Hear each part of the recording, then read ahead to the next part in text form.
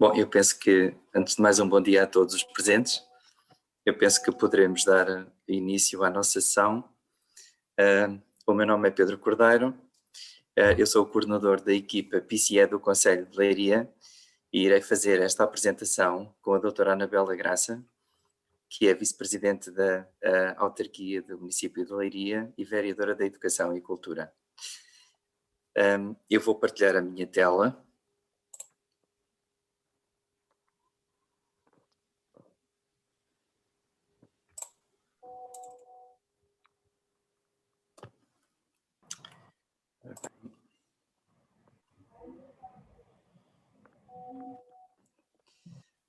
Bem. Todos estão a ver a minha tela, a minha apresentação? Sim. Sim. Sim. Sim. Sim. Sim, perfeitamente. Ótimo. Então, vou dar início à nossa sessão de hoje. É com muito gosto que tenho uma plateia tão grande aqui a ouvir-nos, aí tão simpática.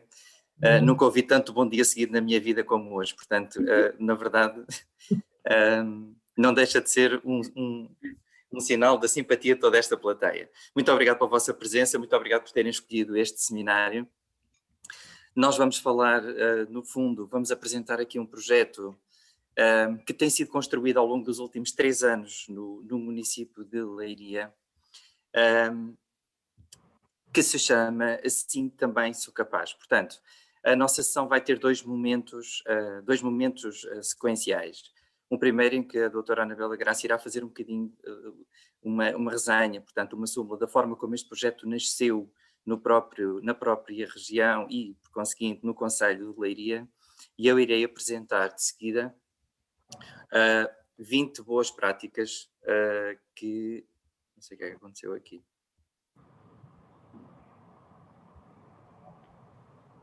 Peço-vos desculpa que aconteceu aqui alguma coisa no meu ecrã.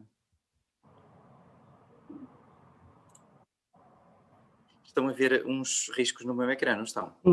Sim, tem que apagar, selecionar a borracha e apaga. Sim. Ok.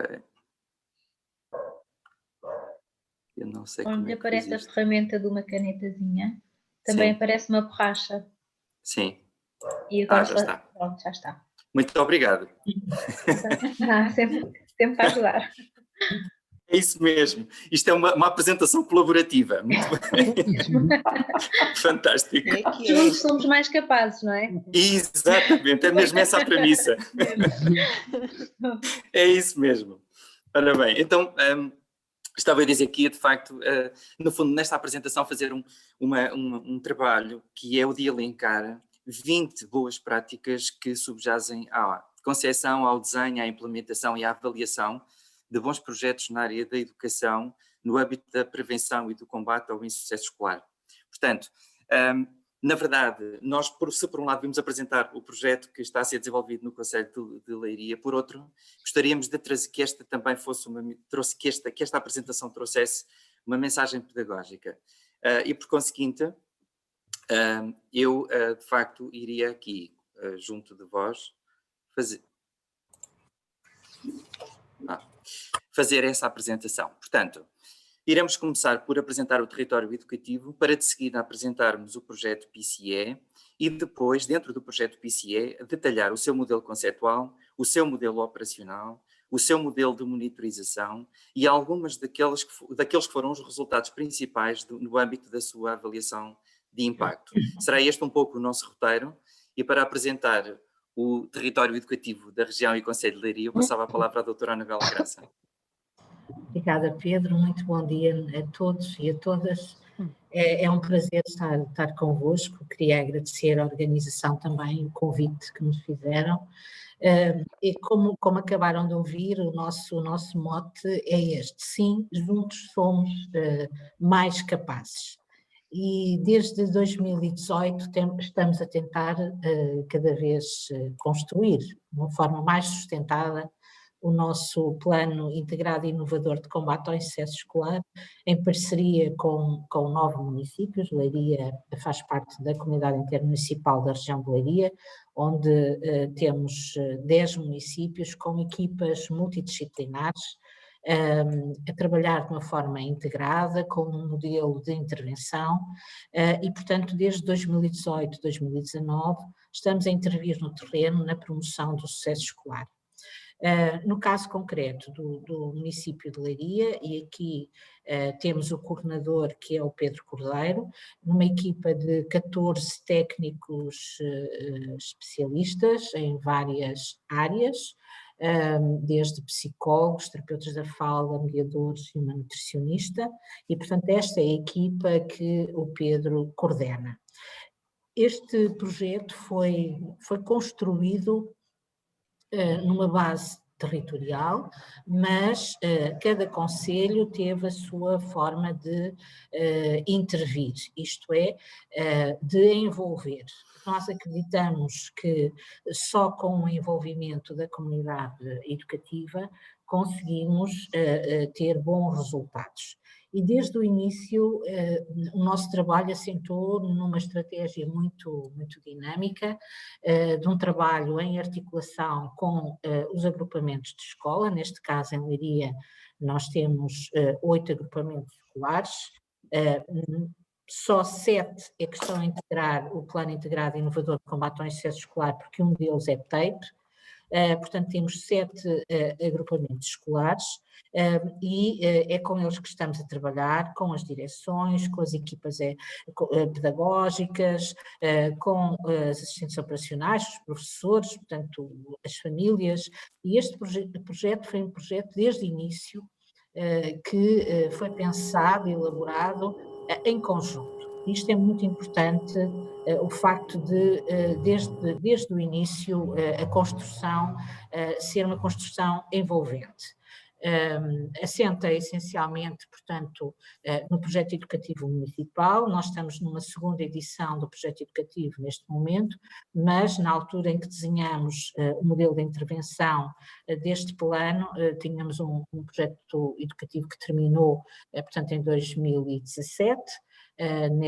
Já estamos na segunda fase do projeto educativo 18-21 e, portanto, integra-se nas linhas de orientação e na estratégia do projeto educativo municipal, mas também nos projetos educativos dos agrupamentos de escola e, portanto, foi construído nesta lógica, tendo por base instrumentos importantes para nós, que é o Programa Nacional de Promoção do Sucesso Escolar, entre o período 2016 e 2018, portanto, também num diagnóstico de caracterização que foi feito pelo Politécnico de Leiria e, portanto, através deste diagnóstico, da auscultação da comunidade educativa, construímos um modelo de intervenção.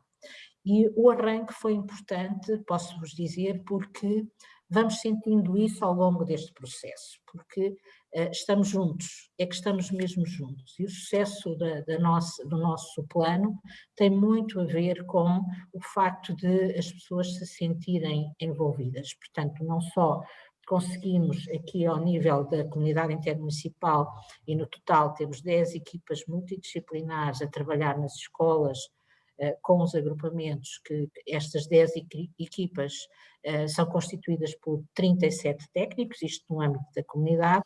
No caso concreto de Leiria, nós temos 14, portanto, técnicos. Gostava de sublinhar o sentido da apropriação dos técnicos, dos vereadores da educação, dos municípios, das direções dos agrupamentos, dos professores e educadores, das equipas pedagógicas, das assistentes operacionais, dos alunos e das famílias.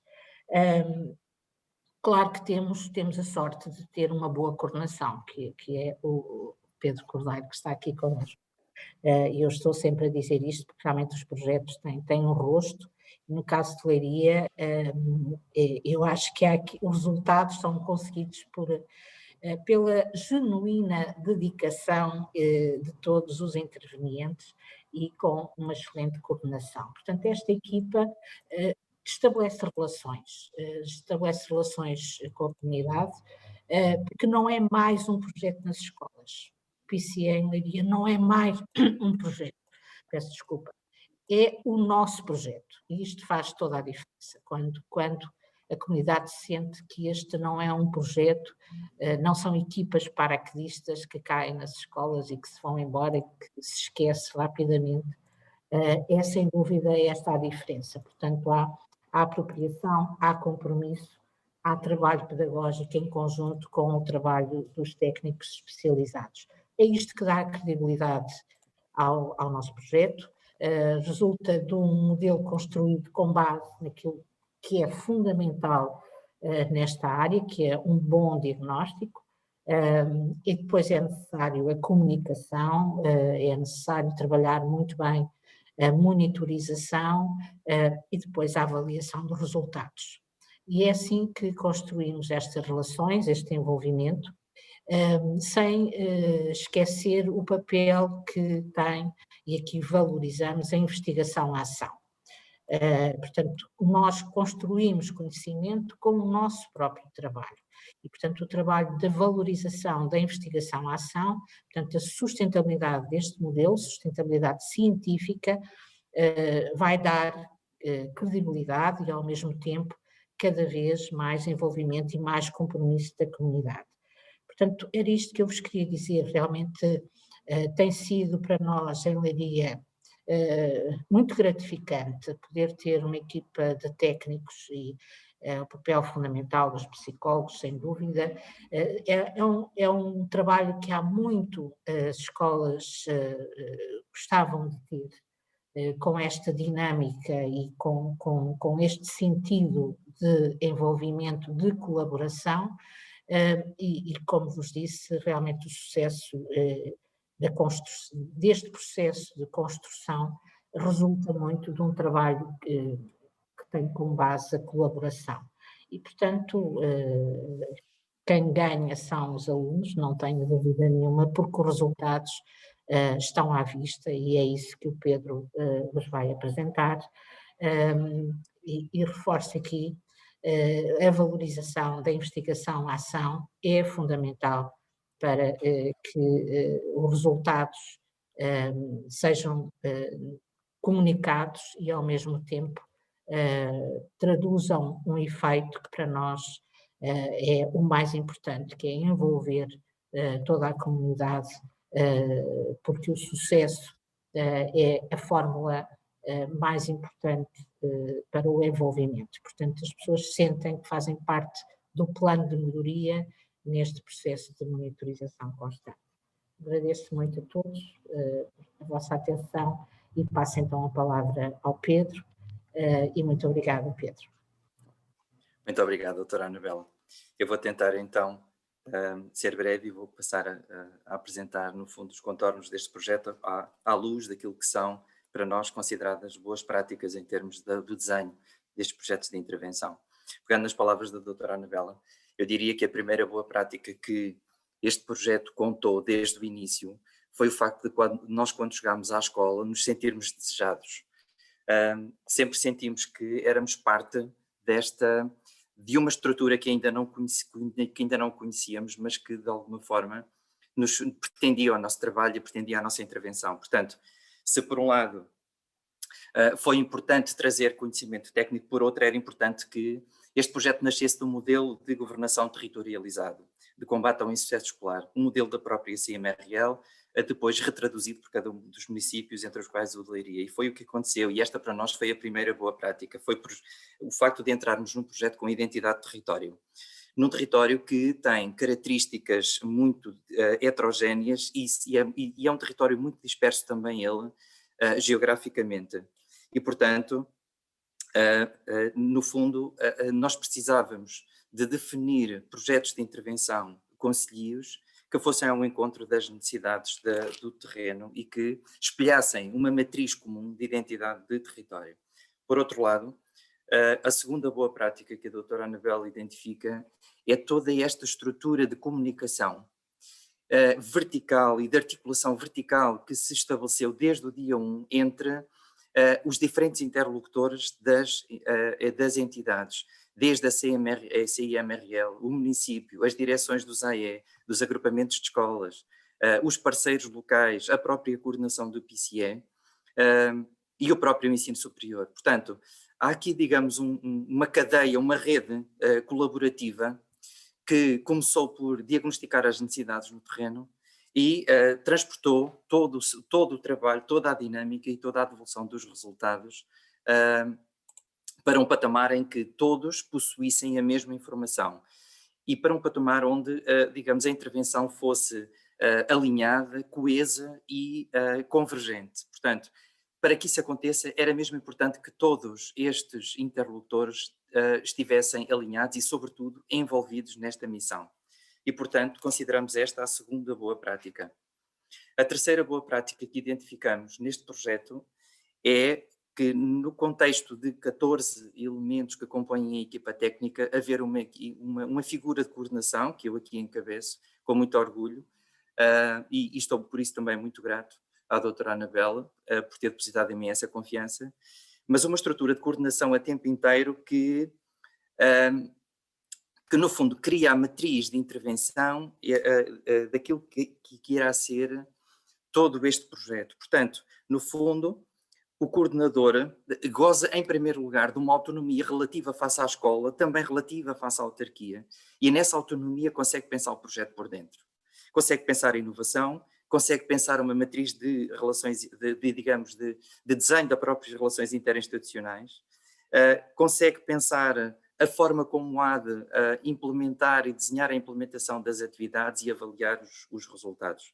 Portanto, a figura de coordenação concebida desta forma não só teve possibilidade de definir um modelo conceptual na ligação com o ensino superior, o Instituto Politécnico de Leiria, a Faculdade de Psicologia e Ciências da Educação da Universidade de Coimbra, como também teve a possibilidade de desenhar um modelo operacional, um modelo de gestão da dinâmica e de articulação com os parceiros. E com base nestes modelos foi possível utilizar uma lógica top-down de pensar a partir da teoria todo um conjunto de atividades estrategicamente e a partir delas também produzir conhecimento e investigação. Portanto, era necessário neste caminho que o coordenador regulasse, no fundo, qualitativa e quantitativamente a monitorização deste projeto. Portanto, a coordenação a tempo inteiro é, a meu ver, um elemento-chave de sucesso nesta intervenção e corresponde, neste caso, à terceira boa prática. A quarta boa prática que aqui identifico é, numa lógica mais local, um coordenador que tem 13 técnicos dispersos por 7 agrupamentos de escolas, dificilmente conseguiria, digamos, monitorizar, acompanhar e envolver-se em todas as dinâmicas, em todos os problemas e em todas as operações. E para que fosse possível realmente fazê-lo, o coordenador criou um modelo de liderança partilhada. E por liderança partilhada entenda-se que foram identificados 7 gestores de equipa, em cada por agrupamento de escolas, e esse gestor de equipa tinha de facto, e teve e continua a ter permissão, regular todas as operações e a regular toda a dinâmica processual, portanto, de implementação das atividades no seu agrupamento de escolas. Esse modelo de liderança partilhada, no fundo, foi importantíssimo para articular com as MIAs, com a MIA de cada um dos agrupamentos de escolas, e nós identificámos a figura do interlocutor da MIA como uma figura de chave de comunicação e de interlocução do próprio agrupamento. Também, portanto, considerando que, na verdade, este modelo de liderança partilhada, o seu enfoque é um enfoque nas operações, e ele tem por objetivo garantir, no fundo, a integridade e a fidelidade no modelo de implementação das ações. Portanto, a coordenação a tempo inteiro e o modelo de liderança partilhada são, de facto, duas boas práticas que, a nosso ver, muito contribuíram para que este projeto tivesse sucesso. A quinta boa prática diz respeito à forma como as necessidades são identificadas. Nós gozámos de um relatório, de facto, de caracterização do território educativo da CIM, produzido pelo Instituto Politécnico de Leiria, mas também percebemos qual era o posicionamento do próprio território face ao insucesso escolar, e face ao insucesso, e neste caso mais concretamente à própria retenção e à qualidade do sucesso escolar. Isto remete-me para a quinta boa prática, que tem a ver com o facto de ser necessário identificar necessidades a partir da investigação e a partir do conhecimento empírico. E, na verdade, quando olhamos para o posicionamento da região de Leiria relativamente aqui ao declive tendencial na retenção, percebemos que, se por um lado estamos bem posicionados, por outro, é a partir destes dados que nós conseguimos pensar estrategicamente a intervenção. Portanto, a cultura de dados é um aspecto importantíssimo a manter como premissa, como suporte, como âncora de qualquer bom projeto de investigação-ação. A partir destes dados, nós conseguimos identificar metas, identificar objetivos e metas concretas e quantificáveis, sendo que 75% das intervenções no território nacional não é guiada por metas operacionalizáveis, quantificáveis ou sequer mensuráveis. E nós temos aqui metas definidas, e definimos-las desde o início, metas definidas para 4 processos complementares. Por um lado, metas em termos do próprio processo de implementação, isto é, quantas sessões, quantos alunos, quantas avaliações, quantas ações de capacitação, quantas ações de consultoria é que nós projetamos por ano letivo. Em termos dos resultados, as metas versaram 2 aspectos essenciais. Por um lado, o risco para o insucesso escolar, por outro lado, o insucesso escolar efetivo e, por outro lado ainda, a qualidade do sucesso escolar destas crianças. Portanto, criámos, aliás, em sede da própria candidatura, foram criadas estas metas transversais e quantificadas. Portanto, a nossa missão era reduzir em 25% o número de alunos com retenção e em 10% o número de menções de insuficiente. Em termos da qualidade do sucesso, aumentar o número de bons e muito bons destes alunos, portanto, a entrada em trajetórias de sucesso em 25%, e em 15% aumentar as crianças que já tinham bons e muito bons, portanto, aumentar em 15% esse número de bons ou muito bons. E, por último, quisemos uma meta de desenvolvimento mais holístico e integral da personalidade orientada para a promoção do bem-estar. Portanto, nós quisemos ligar a criança à escola, ligar a família à escola, ligar a equipa técnica à criança, à família e ao professor titular de turma. Eram exemplos de, portanto, e foram objetivos que nortearam este trabalho. Portanto, o facto de termos metas quantificáveis, mensuráveis, é uma boa prática no sentido em que ela permite a avaliação do impacto, a avaliação do processo de implementação e a avaliação do impacto desta intervenção. A 7ª boa prática que aqui vos tenho de trazer diz respeito à forma como foi pensada a intervenção.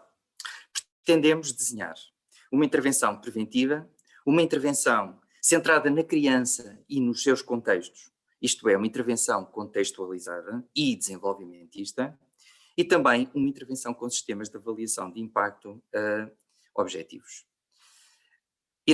Já lá iremos de seguida especificar estes pressupostos. Para já gostaria de dizer que, no contexto desta intervenção, nós quisemos, no fundo, prevenir o insucesso escolar, promover a qualidade das aprendizagens e do bem-estar psicossocial das crianças numa matriz precoce.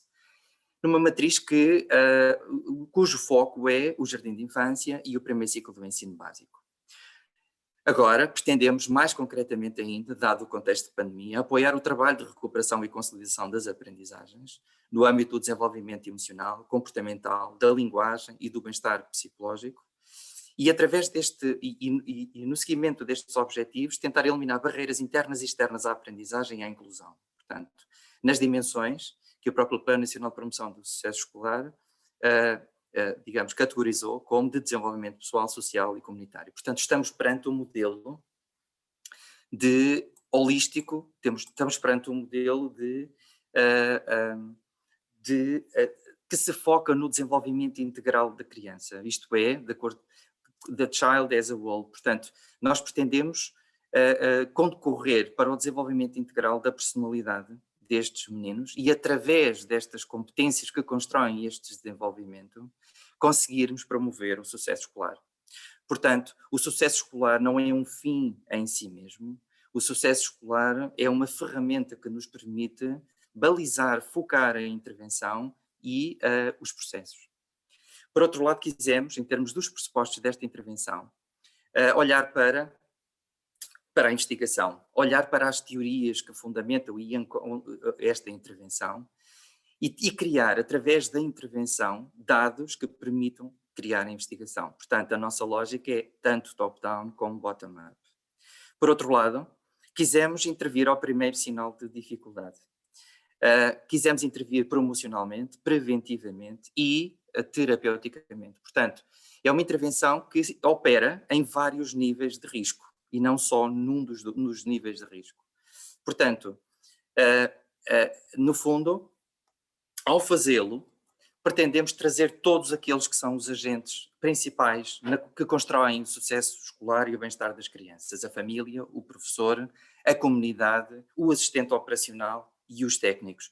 Portanto, a nossa intervenção trabalha os contextos proximais, assumindo que o bem-estar e o sucesso é mantido por cada um destes sistemas, dependendo naturalmente, em termos da sua importância, de cada um dos casos. Na verdade, pretendemos dar uma resposta rápida também. E nesta resposta pretendemos que fosse preventiva, já disse, e também intensiva. Sendo que a resposta que pretendemos dar deve ser uma resposta de proximidade. Isto é, a intervenção não é feita apenas na escola, é feita na escola, na comunidade, no domicílio, é feita onde os problemas, de facto, ocorrem. E, portanto, ao fazê-lo também, pretendemos que trazer, no fundo, connosco todos aqueles que nos ajudam a criar soluções, mas ao fazê-lo temos também que pensar cada um dos casos. Não há dois casos iguais e não há um algoritmo que nos permita trabalhar duas crianças da mesma maneira. Porque o risco, os fatores de risco e os fatores de proteção são não lineares. Portanto, nós temos que pensar o caso. Temos que perceber quais são os fatores que predispõem a criança para as dificuldades, que as precipitam e que as mantêm em cada um destes sistemas. E estaremos em melhor posição de compreender as dificuldades, sobretudo de uma forma mais compreensiva, se pelo caminho produzirmos dados e se pelo caminho produzirmos análises e resultados daquele que foi o trabalho e, sobretudo, daquele que está a ser o processo e o progresso nessa intervenção, por forma a que, no final, consigamos avaliar o impacto desta intervenção. Portanto, em termos de, iria fazer aqui um breve roteiro em termos daquilo que é da teoria, no fundo, à prática e da prática à avaliação de impacto. Em termos teóricos, nós socorremos aqui de 3 modelos teóricos de base: as abordagens à prevenção multinível, os modelos adaptativos de prevenção e o modelo de resposta à intervenção. Com base nestes 3 modelos, criámos um referencial teórico que dá sustentabilidade científica à intervenção. E esta, para nós, é a 8ª boa prática deste projeto, a sua ancoragem científica. E esta ancoragem que aqui vos falo é uma ancoragem teórica, é uma ancoragem baseada no conceito e numa filosofia, uma abordagem, num esquema conceitual que nos permite olhar para o fenómeno do insucesso e do abandono escolar precoce. Portanto, na verdade, nós quisemos criar um modelo conceitual unificador dos próprios processos de investigação-ação. E aqui uma premissa que desde logo foi muito clara para todos nós, é que nós temos que dar mais a quem mais precisa.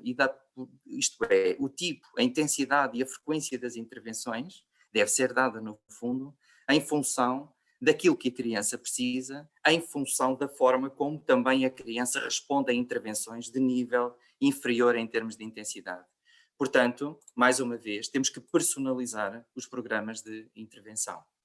E ao fazê-lo, quisemos fazer um trabalho difícil, que foi o de tentar perceber ou melhor, reconhecer desde logo que os fatores de risco são complexos, são múltiplos, são são intrincados e por isso era preciso criar uma matriz de intervenção categorizada em função do risco, em função do nível de risco que a criança de facto mantém. Portanto, nós quisemos olhar para o risco de diferentes formas e intervir de forma consentânea com esse nível de risco. E para isso foi preciso desenhar um modelo multinível. Desenhámos esse modelo conciliando o modelo multinível de acesso ao currículo com o modelo multinível de prevenção em saúde. E categorizámos, de facto, este modelo em 3 eixos, um promocional, um preventivo, e dentro do preventivo, o universal seletivo indicado, e também um modelo mais orientado para o trabalho de intervenção direta ou intensiva. Era muito importante darmos, de facto, estrutura à intervenção. E, ao tentar conciliar estes 2 modelos, era extraordinariamente importante olhar para a investigação, olhar para a literatura e perceber se há clusters de alunos posicionados relativamente a este risco que melhor respondiam a um ou ao outro destes tipos de intervenção. E Alderman e Taylor falam-nos exatamente disso mesmo. Eles definem 3 perfis de alunos. Um aluno que de facto não tem barreiras à aprendizagem e à inclusão, alunos que têm barreiras menores à aprendizagem, ao desenvolvimento e ao próprio ensino, e por último, crianças com problemas mais graves, que de facto têm déficits nas suas competências que comprometem de forma mais significativa o sucesso e a aprendizagem. E em função disto, a autora criou 3 sistemas de resposta complementares. Um primeiro, que dedicado a estes alunos que de facto não têm barreiras, mas que podem aproximar ainda mais o seu desempenho do seu potencial, e para isto criou um sistema de promoção do desenvolvimento saudável, de promoção e prevenção do desenvolvimento saudável. No fundo, e no âmbito do modelo de resposta à intervenção, pretendia-se que, e no âmbito do desenho universal da aprendizagem, pretende-se, no fundo, qualificar a instrução, diferenciando pedagogicamente a atividade letiva, para que estas crianças possam realmente alcançar o máximo do seu potencial. Um segundo nível, que são os sistemas de intervenção precoce, tem por objetivo intervir ao primeiro sinal de dificuldade que a criança apresenta. Portanto, eles subentendem que esta criança, no fundo, está a apresentar sinais de barreiras à aprendizagem, à inclusão, e é absolutamente necessário agir precocemente para, digamos, redirecionar, reorientar este risco para proteção. E, no fundo, neste sistema de sinalização precoce, pressupõe-se uma intervenção atempada e uma intervenção, no fundo, que pode assumir uma vertente universal, uma vertente de prevenção seletiva, uma vertente de prevenção, no fundo, também indicada. Para as crianças que, de facto, têm dificuldades mais severas, pressupõe-se que a intervenção em escola deve naturalmente ter uma resposta de intervenção de pendor mais clínico. E para as crianças que dentro desta dificuldade, de facto, apresentam condições físicas ou psicomotoras ou até intelectuais mais graves, da recuperação da funcionalidade, que neste momento é assegurada muito pelo próprio CRI. Portanto, temos um terceiro sistema, que é o sistema, no fundo, orientado para uma consulta individualizada do aluno. Nós quisemos pegar neste sistema e transformá-lo no modelo operacional do próprio PISI. Portanto, nós quisemos criar um modelo operacional multinível, exatamente configurado exatamente neste modelo tripartido de sistemas, o sistema de promoção e prevenção, de intervenção precoce e de intervenção direta, para percebermos exatamente qual era o foco do nosso trabalho. E, na verdade, se por um lado nós também fazemos promoção e prevenção, e também apoiamos o processo de diferenciação pedagógica, este processo onde se enquadram muitas das medidas universais. Por outro, temos muito do nosso trabalho desenvolvido com crianças com risco para o insucesso escolar ou com insucesso escolar efetivo, que apresentam barreiras à aprendizagem e à inclusão, que beneficiam de medidas seletivas e cuja intervenção é de prevenção indicada. Isto é, nós trabalhamos com crianças que têm sintomas prodrómicos de disfuncionalidade, mas que ainda, em muitos casos, não desenvolveram quadros clínicos ou diagnósticos que subentendem um nível de intervenção mais clínico ou terapêutico.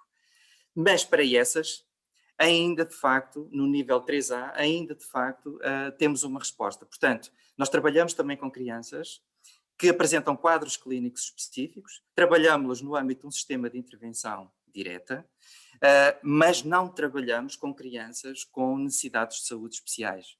E nesse caso, o que nós fazemos é criamos pontos e sistemas de encaminhamento para respostas especializadas que no fundo melhor respondem por vocação e por especialização a este nível de dificuldade. Portanto, com base neste modelo operacional multinível, nós criamos, de facto, um modelo processual que, com 4 fases de implementação, a que chamamos modelo team, de equipa. E, na verdade, e voltando às palavras da doutora Anabela, nós somos todos aqui uma grande equipa. E quando eu digo todos, e quando falo de equipa multidisciplinar, não falo de equipa PCE, falo da equipa, de toda a equipa que realmente concorre para trabalhar em simultâneo as dificuldades desta criança. Seja o professor titular de turma, seja o assistente operacional, seja o pai ou a mãe ou o encarregado de educação, seja qualquer elemento desta rede que de facto pretende recuperar, no fundo, as aprendizagens e o bem-estar que a criança merece. Portanto, eu iria falar muito rapidamente deste modelo team. Portanto, o que é que nós fizemos? Estruturamos e organizamos um modelo um modelo operacional, e considero que, se por um lado o desenho do modelo de intervenção multinível é para nós considerada a nossa 9ª boa prática, por outro, a implementação homogénea desse modelo de acordo com esta estrutura é para nós a nossa 10ª boa prática. Isto é, nós, para podermos dizer que uma intervenção resultou, temos naturalmente que implementar essa intervenção de uma forma homogénea, para que no fim não possamos ser criticados natural e legitimamente pelos resultados espelharem mais a forma como foi implementado o processo do que propriamente a qualidade das iniciativas. O modelo team foi implementado de uma forma muito simples. Nós começamos por um processo de triagem de risco, sinalizado através dos professores. A seguir a este processo de sinalização, a equipa técnica fez um processo no fundo, de tracking ou de scanning, que é um processo em que, com o professor titular de turma e na posse de um sistema de cotação e de um sistema de avaliação de risco, avalia, seria e prioriza as crianças para intervenção. Se as crianças tiverem, de facto, um risco alto ou moderado, elas são incluídas ou são posicionadas para intervenção PCE, portanto, integram o grupo experimental. E se, de facto, apresentarem um risco baixo, ou entram em lista de espera, ou então são encaminhadas para uma outra resposta da comunidade. As crianças acompanhadas começam por ser avaliadas na fase 3 explorar.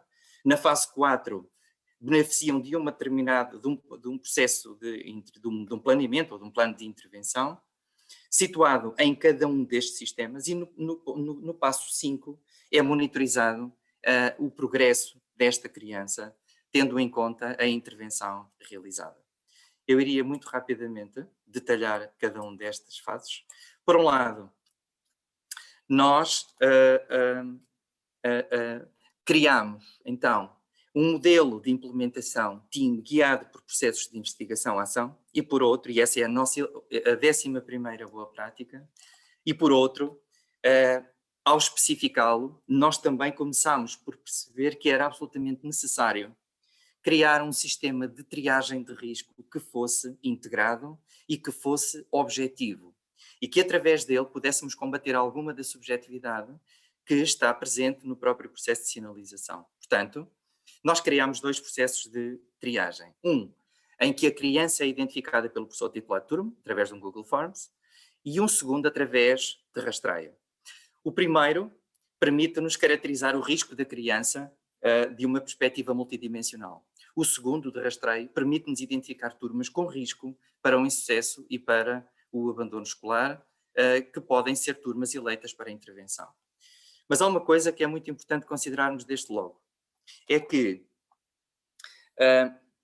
para nós criarmos um sistema de sinalização de risco, foi extraordinariamente socorrer-nos da investigação no âmbito do desenvolvimento, da psicologia, que nos permitisse encontrar critérios a partir de que estivessem fortemente relacionados com o insucesso escolar, ou com a qualidade do sucesso, ou com o bem-estar da criança. Portanto, a primeira constatação foi a que identificar risco, nesta fase 1 de sinalização, implica olhar para esse mesmo risco dentro da criança, portanto, tendo em conta o desenvolvimento, e para risco contextual, na escola, o que está presente na escola, o que está presente na família. Okay? E, portanto, através destes indicadores, nós conseguiríamos criar uma matriz de compreensão e análise das dificuldades de cada criança, muito integrada e muito compreensiva. E com base nesta matriz, nós conseguimos criar um sistema que nos permite, ou que nos permitiu, olhar para o nível de risco da criança. Portanto, se por um lado nós identificamos risco de uma forma sistémica, por outro, criamos também um sistema de cotação deste mesmo de risco, de screening deste mesmo risco, a partir do qual nos foi possível traçar um nível de risco para cada uma das crianças. Okay? Portanto, este nível de risco permitiu-nos, de seguida, seriar estas crianças para intervenção. Permitiu-nos priorizar a criança por área de especialidade. Portanto, criámos um sistema de priorização de 1 a 3 e permitiu-nos, de facto, que através dessa prioridade que a criança teve no ato de sinalização, nós conseguíssemos, no fundo, atribuir uma modalidade, um tipo de intervenção e que tomássemos uma decisão relativamente à possibilidade de acompanhar ou não acompanhar esta criança. Uma das grandes mais-valias deste processo foi o de nós, quando partimos para o terreno, e penso que as colegas saberão disto naturalmente mais do que eu, todos os casos são prioritários para todos os professores. E muitas vezes temos muita dificuldade em lidar com a subjetividade da análise. Quando temos esta matriz de seriação criterial do risco, nós trazemos para o terreno digamos, um perfil objetivo de critérios a partir dos quais tomamos uma decisão com base no quadro de um determinado modelo. Sendo certo que, e deixo claro isto também, que depois de nós seriarmos estas crianças, o trabalho de seguida que os técnicos fazem no terreno é de se sentarem um bocadinho com o professor titular de turma e de apresentarem, no fundo, esta análise e os seus resultados, e a partir deles obter eventualmente mais informação e obter alinhamento em termos daquilo que é a decisão de intervenção ou não intervenção. Portanto, a decisão de intervenção tem uma matriz colaborativa desde o primeiro momento. Okay? Depois da sinalização, nós desenvolvemos um modelo de avaliação integrado e multidisciplinar. Portanto, na verdade, sendo certo que no âmbito do 54 de 2018 não é necessário ou forçosamente necessário, após sinalizar, avaliar, é para nós, de facto, boa prática que fazê-lo, e fizemos-lo na esmagadora maioria dos casos. E, na verdade, uma das coisas que introduzimos neste processo foi a criação de um modelo de relatório de avaliação multidisciplinar, onde todos os técnicos que acompanham aquela criança condensam e sumariam a sua intervenção. Esse foi o primeiro aspecto, um só documento por intervenção. O segundo aspecto tem a ver com a sua própria estrutura. O nosso relatório começa com os elementos de sinalização de risco, antes de passar à informação da avaliação ou exploração das dificuldades. Fala da forma como foram recolhidos os dados, fala das competências que foram, no fundo, avaliadas, dos instrumentos e das ferramentas que foram utilizados para avaliar estes resultados, e, de uma forma esquemática, tenta dar nota, período a período, de quais foram os resultados da intervenção realizada com esta criança para cada uma das competências trabalhadas. Portanto, houve progresso, houve manutenção, houve retrocesso para cada uma das competências que o técnico trabalhou. Na verdade, é com base nessa informação que nós temos condições para fazer o planeamento do período seguinte. E, na verdade, em cada período tomam-se decisões de manter, cessar ou redirecionar a intervenção. Portanto, estes relatórios têm, por um lado, sinalização, por outros elementos de avaliação e, num terceiro elemento, a monitorização do próprio processo e dos resultados da intervenção. Nós achamos que um só documento é importante no sentido em que congrega mais informação, é mais desburocratizado, permite fazer uma leitura integrada das dificuldades e avaliar, no fundo, a resposta à intervenção. Quisemos depois ir para o terreno e intervir com estas crianças, subentendeu então categorizar, no fundo, a intervenção no quadro destes 3 sistemas.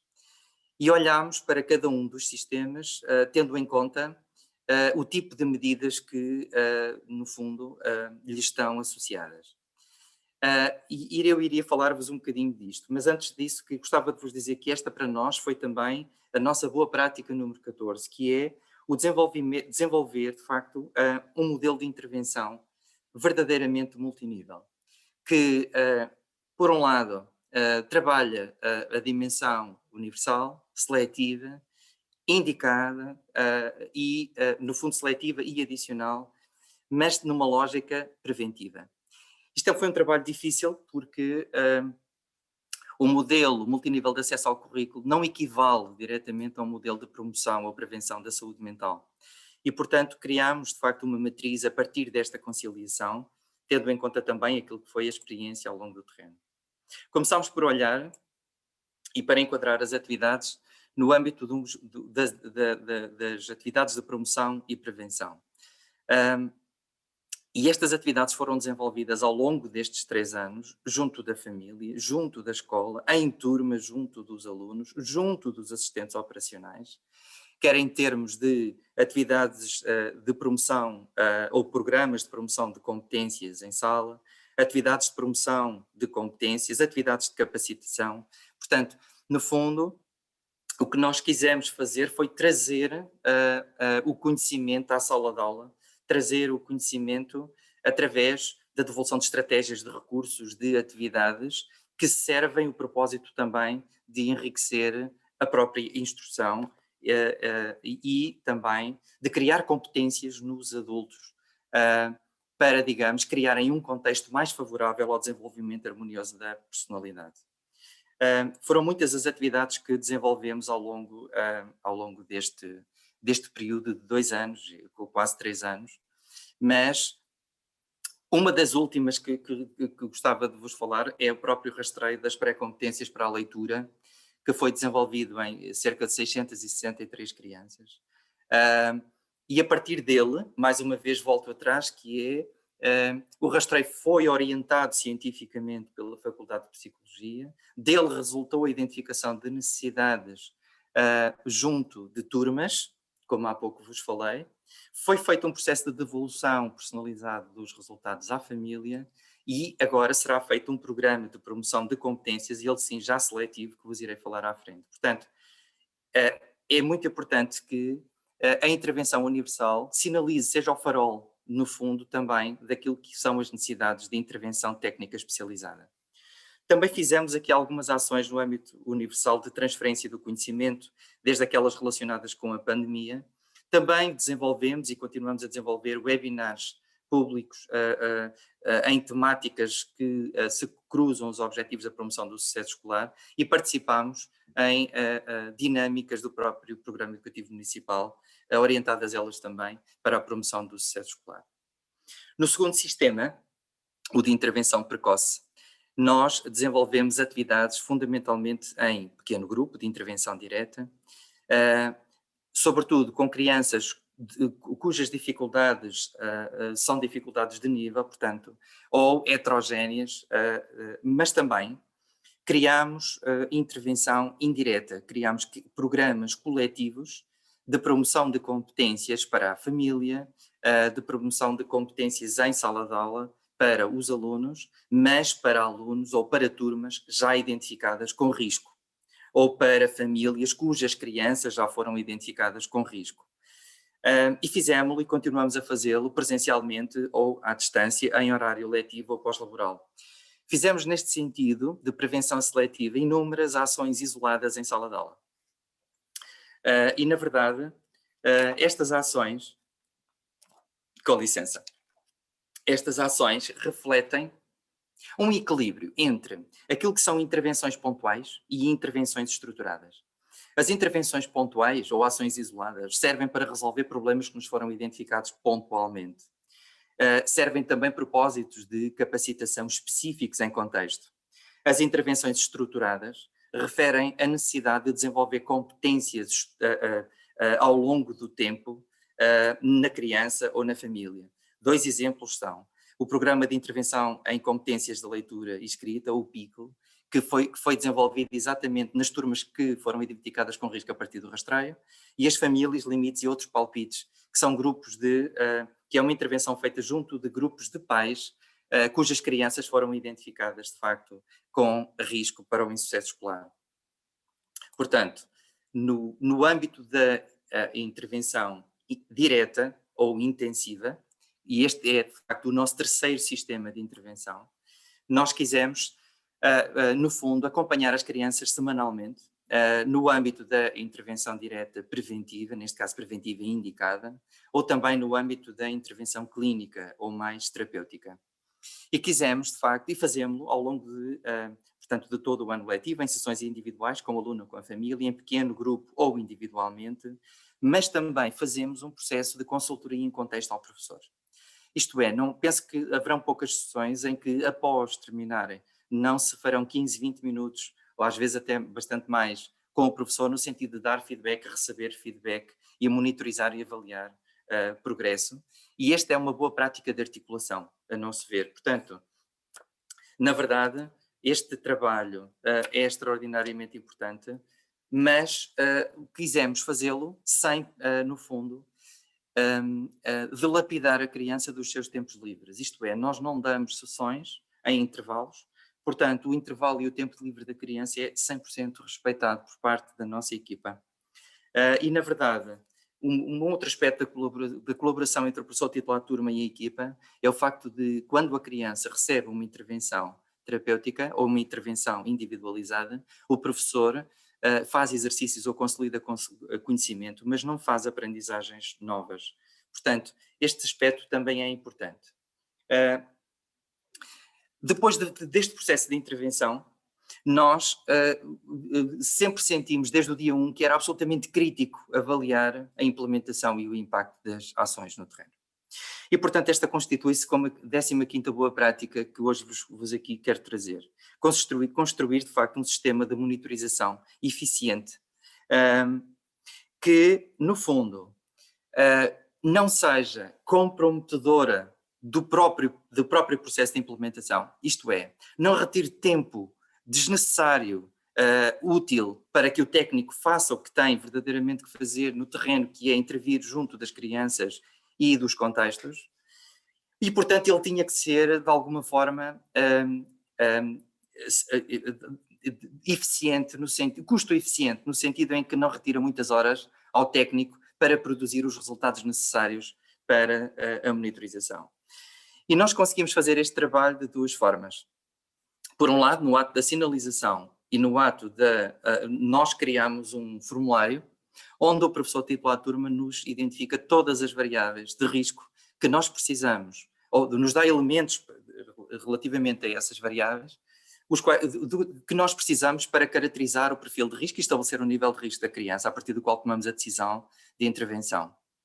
E, portanto, essa informação dá-nos todos os elementos necessários quantificados relativamente ao risco da criança. Por outro lado, relativamente à intervenção, todos os técnicos diariamente atividades diferentes ao abrigo deste modelo multinível que desenvolvem ao longo do seu dia, e através dos resultados que saem destes 2 Google Forms, nós conseguimos, no fundo, obter todos os dados que nos são necessários ter para fazermos um processo de monitorização da implementação e de avaliação do impacto, que posteriormente têm 2 tipos de resultados. Um primeiro, a prestação de contas naturalmente à própria comunidade intermunicipal. Um segundo, a prestação de contas à autarquia e aos diretores dos agrupamentos de escolas e à comunidade escolar, que é feita sempre no final de cada período letivo. E um terceiro, que no fundo tem a ver com a realização de estudos de avaliação de impacto, que neste momento estamos de facto a realizar. Portanto, por outro lado, e olhando para aquilo que é esta monitorização. É também considerado por nós uma boa prática, e aqui tida como a 16ª, a apresentação periódica dos resultados da implementação. Não é possível, não é, digamos, adequado apresentar resultados, a meu ver, a nosso ver, anualmente. Nós precisamos de resultados para pensar a intervenção, para pensar se a devemos manter ou não tal qual está, se a devemos cessar ou substituir por outra. E, portanto, esta apresentação deve ser periódica. Nós fazemos a apresentação trimestral, portanto, geralmente no final de cada período letivo. Trabalho invisível, trabalho bem feito, mas invisível, é um trabalho que não é sustentável. E não é sustentável porque os nossos interlocutores não reconhecem a sua instrumentalidade para tomar decisões educativas, para, no fundo, definir políticas educativas. E, portanto, nós precisamos de mostrar, de facto, a utilidade, a relevância deste trabalho no terreno, mas também precisamos, de, através dos resultados que produzimos, garantir a sua sustentabilidade. E foi com base nessa informação que nós conseguimos que, de alguma forma, o projeto tivesse mais 3 anos, 2 a 3 anos, quando tínhamos terminado os 2 primeiros. Porque, na verdade, houve um reconhecimento da importância do trabalho desenvolvido, tendo em conta os seus resultados. Portanto, muitas foram as sessões desenvolvidas por esta equipa, como aqui podem ver, mas uma coisa curiosa é que, e eu destacava apenas isto, é que se por um lado podemos olhar para as sessões que têm a ver com o processo de implementação, por outro, e há aqui um dado que está errado, se olharmos para a qualidade do sucesso, ao longo destes 2 anos, ela aumentou 19% nestas crianças, e a retenção diminuiu no primeiro ano 65% e no segundo ano, comparativamente à linha de base, 85%. O que é, desde logo, um indicador extraordinariamente importante para percebermos que o trabalho multidisciplinar produz também quantitativamente um impacto no sucesso escolar, na transição-retenção. Por outro lado, e este tem a ver com o estudo de avaliação de impacto que neste momento estamos a desenvolver, quisemos também olhar para a forma como o risco se relaciona com o insucesso e como o risco se relaciona com a própria intervenção. E uma coisa que desde logo foi muito clara nesta intervenção foi que o risco se relaciona de uma forma extraordinariamente significativa entre si, e esse aspecto diz-nos que estas variáveis são de facto verdadeiramente importantes e devem ser tomadas em conta no planeamento da atividade pedagógica e técnica. E, por outro lado, se olharmos para as variáveis, algumas destas variáveis, designadamente aquelas que dizem respeito à dimensão mais relacional do sucesso escolar, são exatamente estas, que mais se relacionam com o padrão de sucesso, insucesso escolar e qualidade do sucesso.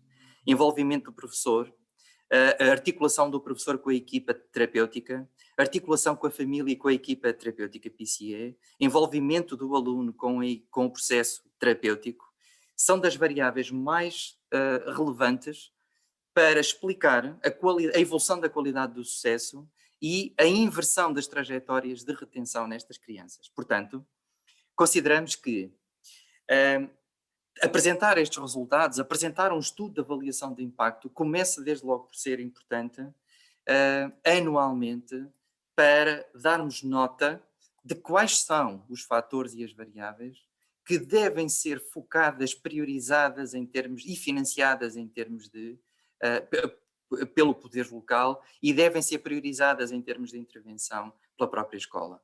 Ou seja, a doutora Anabela refere há pouco e com razão, e os dados mostram isso mesmo. O sucesso escolar e o insucesso é aqui feito de relações. Foi exatamente na base desta premissa que apresentámos o nosso estudo de avaliação de impacto recentemente e que consideramos ser a 17ª boa prática. Gostava apenas de vos dar nota de um aspecto no estudo de avaliação de impacto e que vem exemplificar aquilo que acabei no fundo de dizer.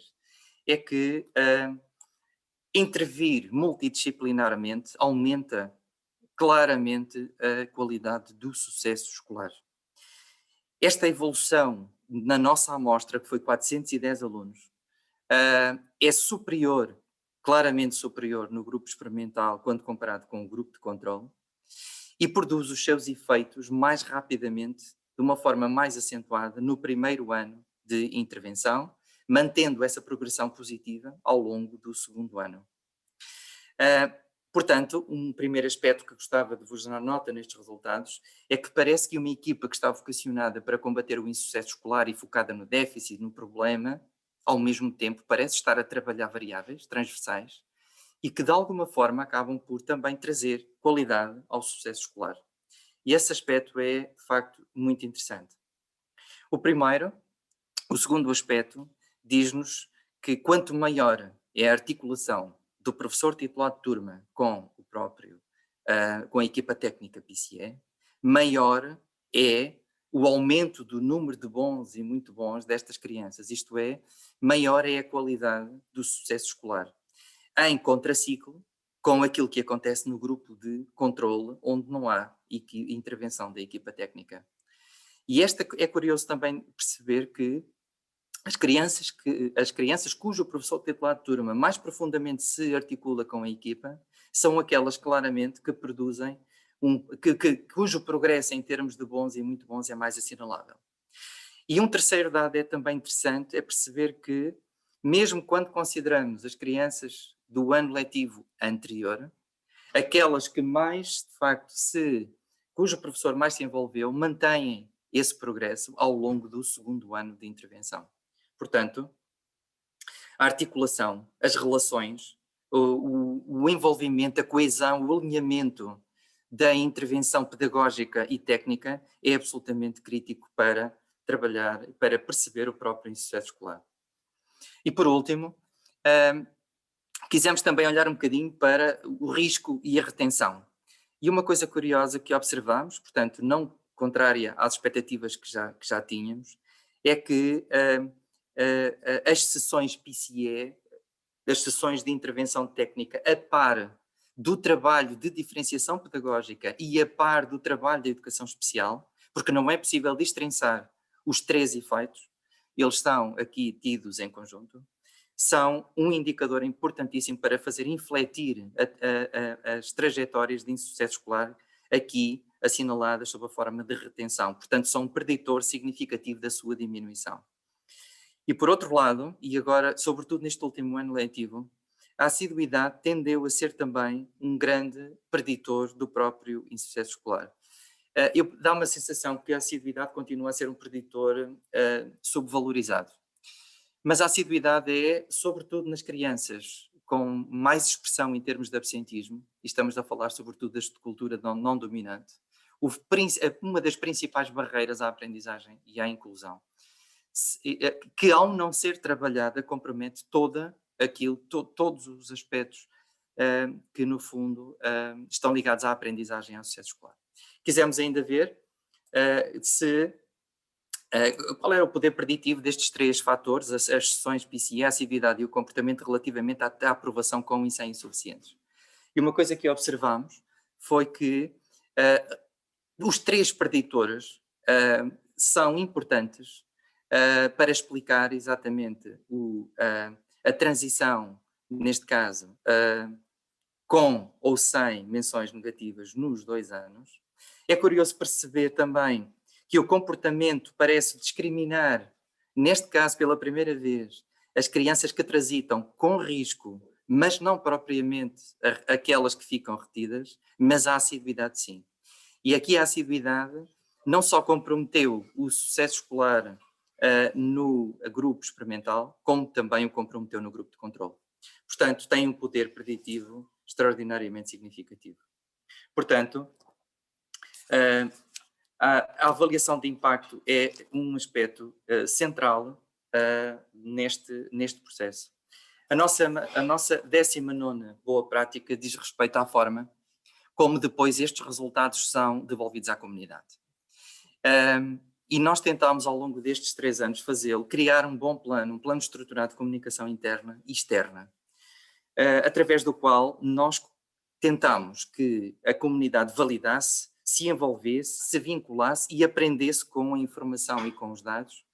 E através do feedback que recebemos da comunidade, tornarmos este processo bidirecional e recíproco. Também nós muito aprendemos com o feedback, muito aprendemos com a reflexão conjunta e colaborativa dos resultados que acabamos de apresentar.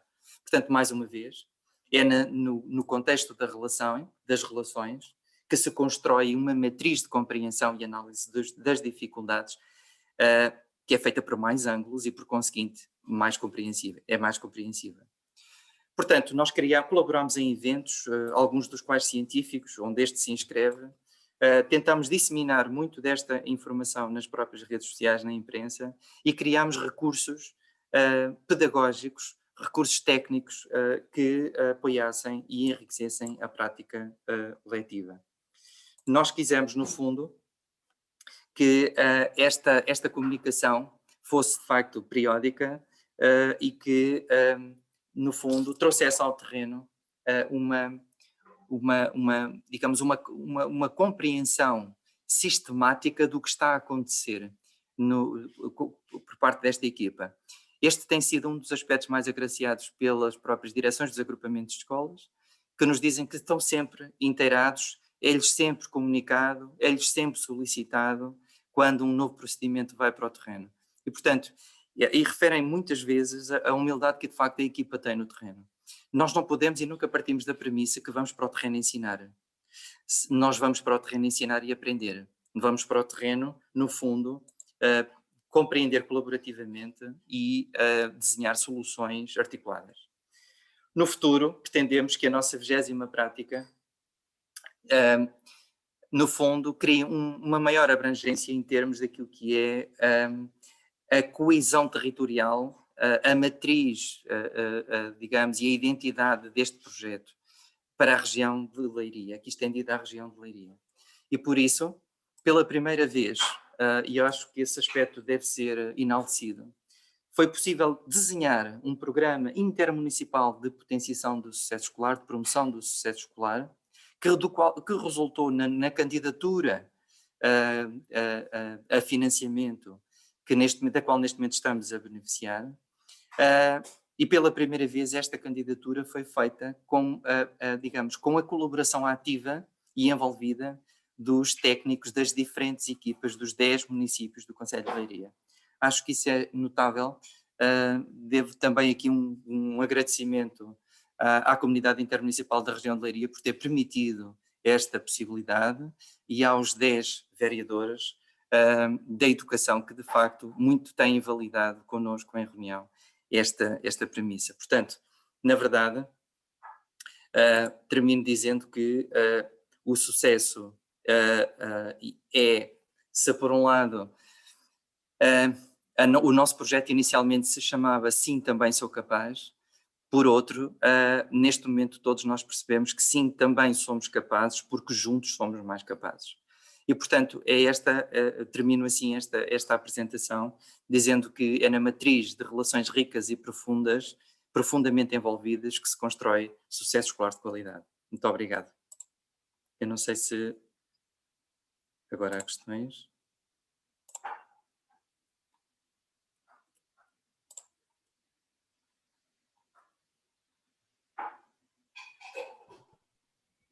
Ok, boa tarde. Se não houver questões, então vamos terminar a sessão, se estiver toda a gente de acordo.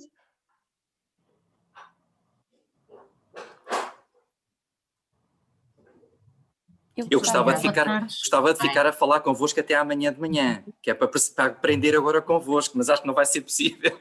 Doutora Anabela.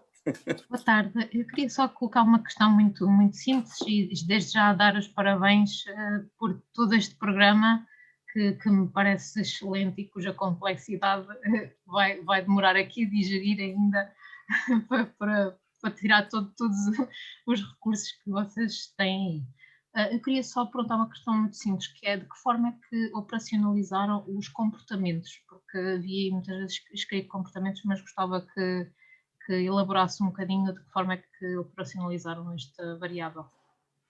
Muito bem. No ato de sinalização, através de uma pergunta muito simples, que é cotada numa escala de Likert, uma pergunta aberta relativamente à incidência destes problemas comportamentais em sala, e depois, periodicamente, nós desenvolvemos uma escala comportamental uma escala, portanto, com 18 itens, que o professor, de facto, é uma checklist, no fundo, que o professor, de facto, preenche, e a partir desse score é que nós avaliamos o comportamento da criança.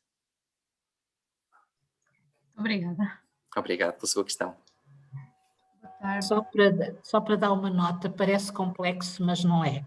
O Pedro, como era muita informação, ele tem este hábito de querer mostrar resultados de uma forma científica também, e portanto parece, para quem está pela primeira vez a tomar conhecimento do nosso modelo de intervenção, que é complexo, mas não é, porque foi construído no próprio terreno, portanto não é teoria, a prática resultou nesta teoria. E, portanto, queria só passar esta nota, não é realmente complexo. O complexo é envolver as pessoas, é estabelecer as relações, e isso dá muito trabalho. E eu penso que é isso que nós estamos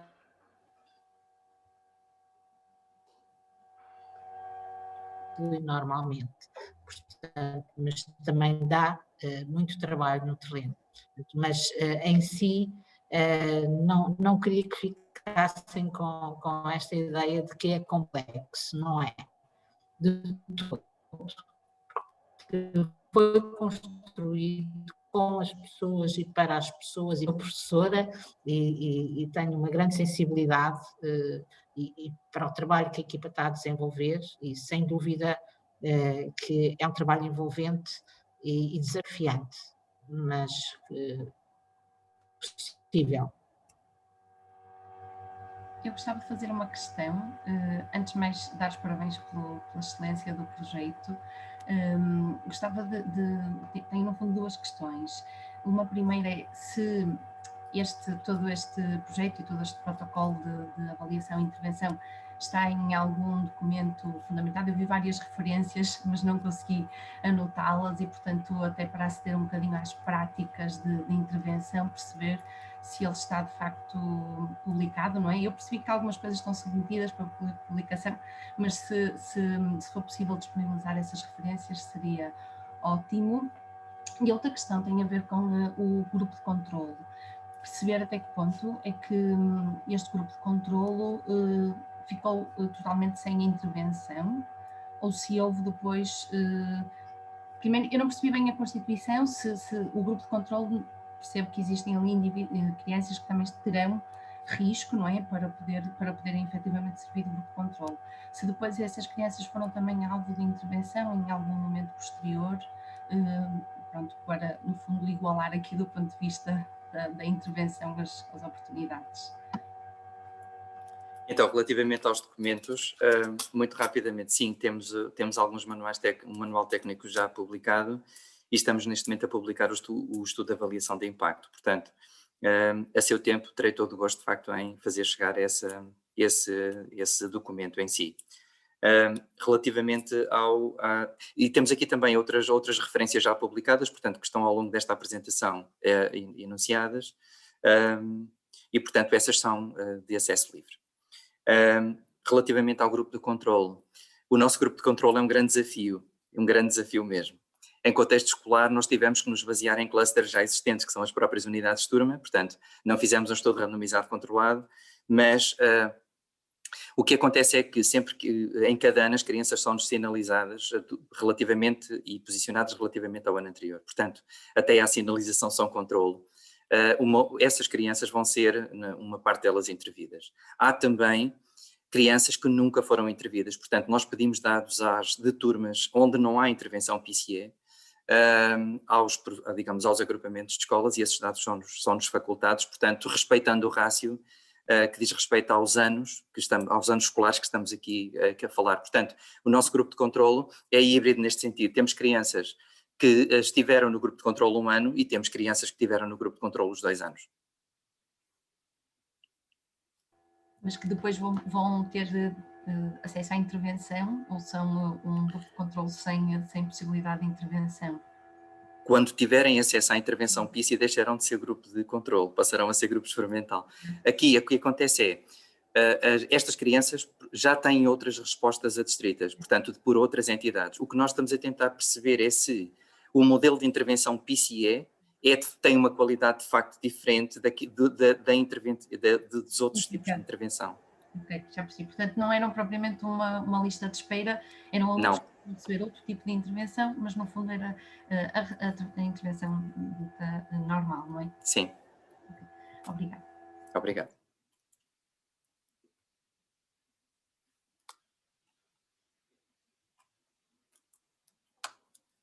Há uma coisa que eu gostava de terminar dizendo também, que é esta. Há pouco falámos da complexidade do modelo. Eu acho que falar deste modelo durante 1 hora é uma loucura, porque ele é muito grande. Portanto, eu tentei de facto esquematizar, mas há uma coisa que também vos quero dizer. Eu falei de 20 boas práticas, mas nem todos os projetos têm estas 20 boas práticas, ou não têm sequer estas, têm outras que eu não enunciei, ok? Portanto, nem se trata de afirmarmos este projeto sobre qualquer outro que é desenvolvido no terreno. O que eu acho é que isto parece-me quase uma coisa modular, não é? Portanto, vamos olhar para... Nós temos que pensar em intervenção.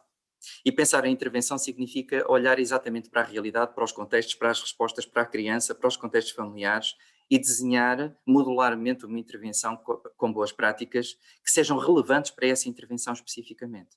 Portanto, estas foram aquelas que fizeram sentido no conceito de Leiria e tendo em conta os nossos agrupamentos. Não quer dizer que sejam exatamente as mesmas noutros contextos, nunca poderão ser as mesmas em contextos onde há menos recursos, naturalmente. Portanto, o que eu aqui quis trazer foram aquilo que, no fundo, são ingredientes ativos daquilo que me parece que constrói o sucesso na intervenção. Aquilo que são os nutrientes desse sucesso. Alguns deles, naturalmente. Portanto, nem todas as intervenções têm que seguir esta fase, este modelo, de forma nenhuma, nada disso. Mas há coisas que, sendo feitas com estrutura e pensadas de uma forma sequencial e implementadas de uma forma coesa, tendem a produzir, de facto, resultados mais profundos. Portanto, foi um bocadinho esta a mensagem que vos quis aqui trazer. Boa tarde a todos e até uma próxima.